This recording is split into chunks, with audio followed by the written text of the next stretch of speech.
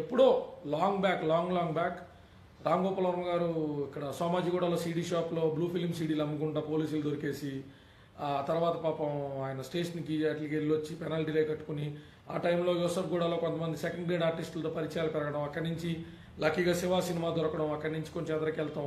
అంతకు పూర్వం అతని గతాన్ని గురించి తెలుసుకునే ప్రయత్నం చేస్తే లోయాల కాలేజీలో అప్పుడులోనే ఇతని మానసిక స్థితి సరిగ్గా లేకుండా ఉండి రెండు టాప్ మోస్ట్ కమ్యూనిటీస్కి మధ్య గొడవ పెట్టే ప్రయత్నం చేసే దిశగా అప్పుడులో రంగా గారి దగ్గర ఉన్న ముఖ్య అనుచరుడు ఒకరితో ఇతని విభేదాలు రావడం, ఇతన్ని వాళ్ళు ఎంత చెప్పినా కూడా అతను వినకపోవడం వల్ల ఇతను చేయి చేసుకోవడం, కాలేజీ క్యాంపస్లోనే ఇతన్ని చేయి చేసుకోవడం, ఆ తర్వాత క్రమంలో ఇతని మానసిక స్థితిగతులు మరీ ఉన్మాద స్థితిలో ఉండడం వల్ల ఎవరిని అకారణంగా ద్వేషాన్ని ఇతను వెదజల్లే విధంగా ఉండడం వల్ల నేనే గొప్ప ఉండనే ఒక ఫాల్స్ సుప్రీమసీలో బతకడం అనే ఒక రోగంతో రామ్ గోపాల్ వర్మ ఉండడం వల్ల అప్పట్లో ఆయన్ని విజయవాడ నుంచి పంపించేయడం జరిగింది.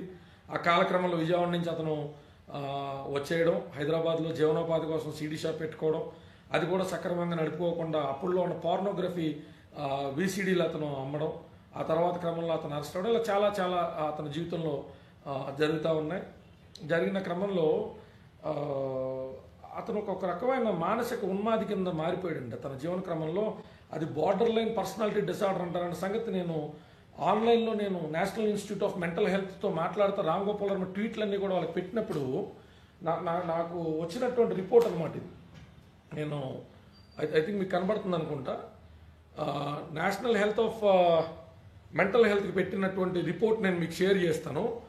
ఈ రిపోర్ట్ ఆధారంగా రామ్ గోపాల్ వర్మ ఒక మానసిక రోగి కింద, అంటే అతను మానసిక రోగిని ఎలా ఐడెంటిఫై చేస్తారు అంటే, ఈ బార్డర్ లైన్ పర్సనాలిటీ డిసార్డర్తో పాటు 2-3 డిసార్డర్స్ ఉన్న వాళ్ళు జరిగినటువంటి ఒక చిన్న విషయాన్ని రిపీటెడ్గా వాళ్ళు తలుచుకుంటా వాళ్ళకి ఏదో చాలా అన్యాయం జరిగిపోయిందనే ధోరణిలో వాళ్ళు ఆటవిక సంస్కృతిని అవలంబించేటువంటి విధానాలను ఎంచుకుంటారంటండి.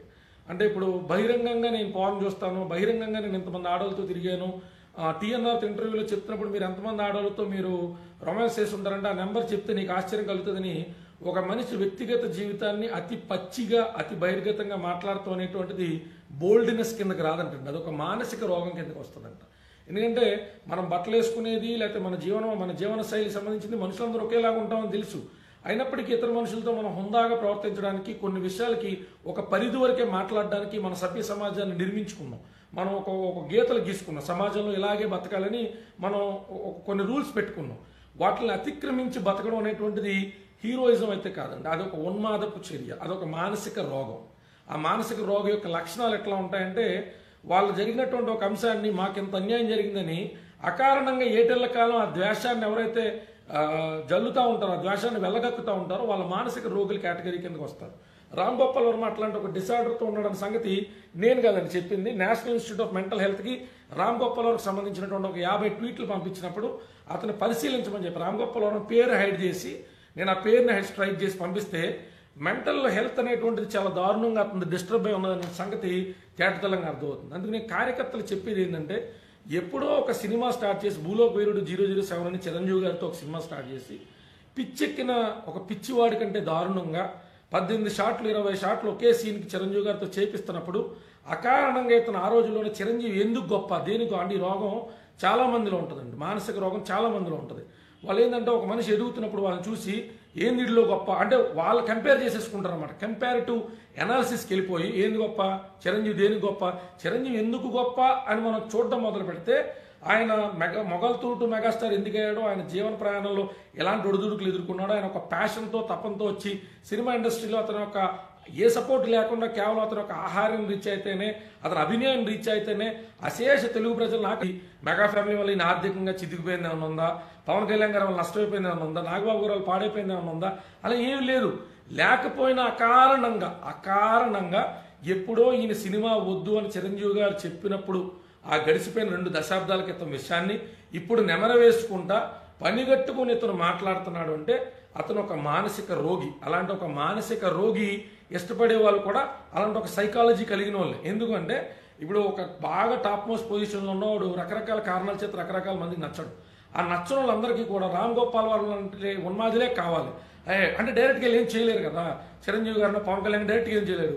రామ్ గోపాల్ వర్మ ఆ పట్టేసుకుని పవన్ కళ్యాణ్ గారిని సినిమా చేయగలుగుతాడు పాపం, ఆ భయంకరమైన రూపం వేసుకుని ఆయన ఏదైనా సినిమా చేయగలుగుతాడు, చేయలేని ఆ వ్యక్తి పోనీ ఏదైనా అద్భుతమైన సినిమాలు చేస్తారంటే ప్రొడ్యూసర్ని వంచి ప్రొడ్యూసర్లు మోసం చేసి 2 కోట్లు 3 కోట్ల రూపాయలు తీసుకుని కేవలం ట్రైలర్లు మాత్రమే తీసి ఎన్నో బ్రూస్ లీ అనే సినిమా ట్రైలర్ రిలీజ్ చేశాడు.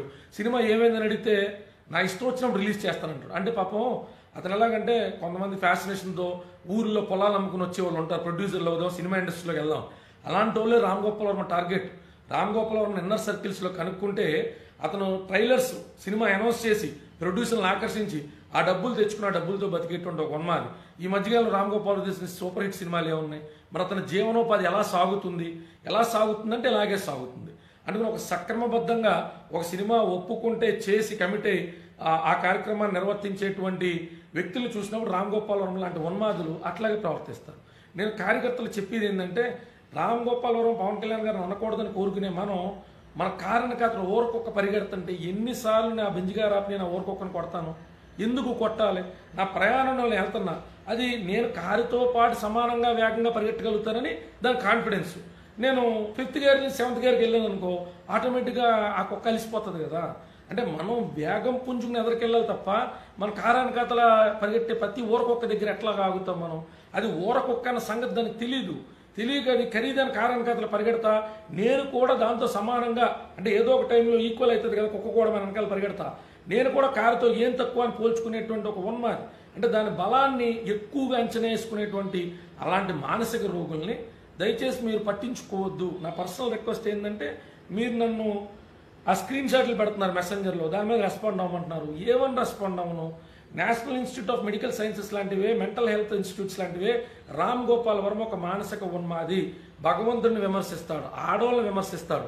ప్రతి ఆడది సన్నీ లియోన్లా ఒక మగోడికి సుఖం ఇవ్వాలని ట్వీట్ పెట్టిన ఒక లుచ్చా గురించి, ఒక లోఫర్ గురించి, ఆడదంటే సన్నీ లియోన్ అని మాట్లాడేటువంటి ఒక బ్రోకర్ గురించి, తల్లికి పెళ్ళానికి తేడా తిరిగిన ఒక లఫూటా కొడుకు గురించి, ఆడి గురించి ఏం మాట్లాడతాం మనం?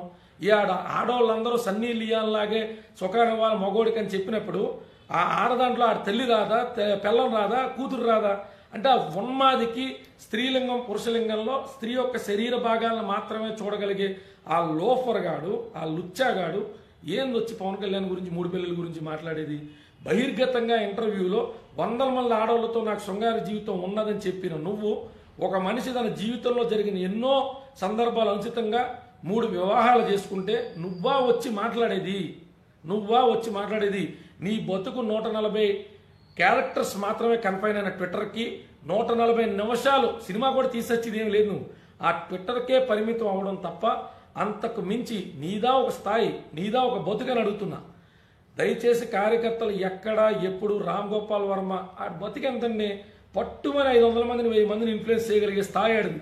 ఎక్కడైనా కౌన్సిలర్ కింద టికెట్ తెచ్చుకుని గెలవగలుగుతాడా? ప్రజాసేవ ఏమైనా చేయగలుగుతాడా? రామ్ గోపాల్ వర్మ వల్ల సమాజానికి వచ్చిన ఉపయోగం ఏందో చెప్పండి. యువత తప్పుద్రోవ పట్టడం తప్ప, అలా పచ్చిగా మాట్లాడుతూ అనేటువంటిది ఫ్యాసినేషన్ అనుకునేటువంటి తప్పుద్రోవలోకి వెళ్ళడం తప్ప రామ్ గోపాల్ వర్మ వల్ల ప్రజలకో సమాజానికో వచ్చిన ఉపయోగం ఏమన్నా ఉందా? కుర్రోళ్ళు ఇలా బూతు మాట్లాడేచ్చనమాట, పబ్లిక్లో ఆడదాని గురించి ఇలా వ్యవహరించచ్చనమాట అనుకునే ఉన్మాదానికి వెళ్తాం తప్ప ఇలాంటి తప్పుడు ఎదల వల్ల సమాజానికంటే ఇలాంటి కుక్కలు అటు కాటిగాడ కాపలాకాయో ఇంటిగాడ కాపలాకాయో ఇటు సమాజానికి ఉపయోగపడే వాళ్ళకి సంబంధించి బురదేయకుండా ఉండలేదు. ఆ మానసిక ఉన్మాది గురించి కార్యకర్తలు మర్చిపోండి. ఆడెప్పుడైనా ట్వీట్లు పెట్టినప్పుడు నవ్వుకోండి, షేర్ చేసి ఆయన పెద్దవని చేయొద్దు. నేను చాలాసార్లు చెప్పినా మీరు మళ్ళీ నాకు ఆ స్క్రీన్ షాట్లు పెడుతున్నారు గురిపెట్టి. అలాంటి ఒక రోగి గురించి నేను 10 నిమిషాలు నా జీవితంలో సమయాన్ని వృధా చేశాను తప్ప వాడి గురించి మాట్లాడాల్సిన అవసరం కూడా అయితే ఏం లేదు. నేను ట్వీట్లన్నీ చూశాను, రామ్ గోపాల్ వర్మ ట్వీట్లన్నీ చూశాను. నేను అదే చెప్తున్నానండి, రామ్ గోపాల్ వర్మ పవన్ కళ్యాణ్ గారి గురించో చిరంజీవి గారి గురించో అకారణమైన ద్వేషాన్ని జిమ్ముతున్నటువంటి ఒక మానసిక రోగి. పవన్ కళ్యాణ్ గారినో చిరంజీవి గారినో డైరెక్ట్గా ఎదుర్కోలేని ఇంకొంతమంది మానసిక రోగులు అతని వెనకాతల చేరి అబ్బా ఆహా ఓహో శబాష్ అంటే ఓహో నేను ఇలాంటి ఒక పెచ్చతనాన్ని ప్రదర్శించడం, ఇలాంటి ఒక పచ్చి బరితెగించిన తనాన్ని ప్రదర్శించడం మొగతనం ఏమో అనుకుని తెలియనటువంటి ఒక నపుంసకత్వాన్ని ప్రదర్శిస్తున్నాడు అతను. అందుకు అతని గురించి ప్లీజ్ డూ సంథింగ్ అంటే ఒక ఊరకొక్కని చంపేసిన యానిమల్ ఆర్గనైజేషన్స్ వచ్చి ఎలాగైతే తిరగబడతాయో మన చట్టరీత్యా రామ్ గోపాల్ వర్మ లాంటి రాళ్ళు ఇచ్చుకొట్టినా మానవ హక్కులు ఒప్పుకోవు. మానవ హక్కులు ఏమంటారంటే ఈ భూమి మీద మంచోళ్ళకి చెడ్డోళ్ళకి బతకడానికి ఎంత అవకాశం ఉందో పెచ్చోళ్ళకి ఉన్మాదులకి కూడా బతకడానికి అంతే అవకాశం ఉందని మన మానవ హక్కులు వాదిస్తాయి. కాబట్టి మనం మన మానవ హక్కులకి కట్టుబడి ఉండి అలాంటి ఒక ఉన్మాదిని అలా చూసుకుంటా ఓహో ఆడు కుక్కరా అని వెళ్ళిపోవాలి. పక్క నుంచి దేశం లాంటి ఒక చక్కటి డెమోక్రటిక్ కంట్రీలో పుట్టాడు. ఇలాంటి ఒక ఉన్మాది ఐఎస్ఐఎస్ తిరుగుతున్న చోట, తాలిబాన్లో ఉన్న చోట పుట్టుంటే పాయింట్ బ్లాంక్లో కాల్చేద్దురు. అంటే ఊరుకోక కదా, హీ షుడ్ బి. అతను అలాంటి ఒక ఉన్మాది ఏమంటాం, వాడి గురించి ఏం మాట్లాడతాం చెప్పండి. ఆడు కూతురు గురించి తిన్నంగా మాట్లాడడం, భార్య గురించి తిన్నంగా మాట్లాడడం, ఆడదనే సబ్జెక్ట్ గురించి తిన్నంగా మాట్లాడడం.